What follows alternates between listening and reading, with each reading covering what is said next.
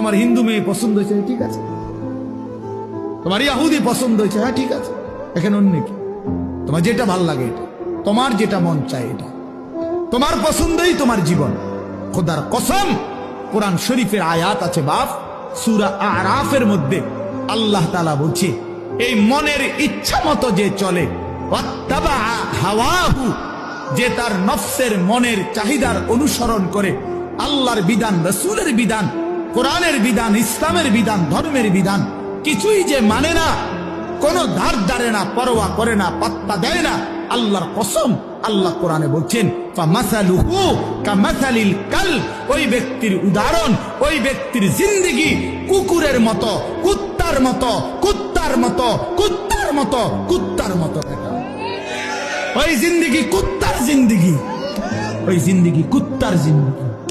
আমি বললাম কোরআনের আয়াত এটা।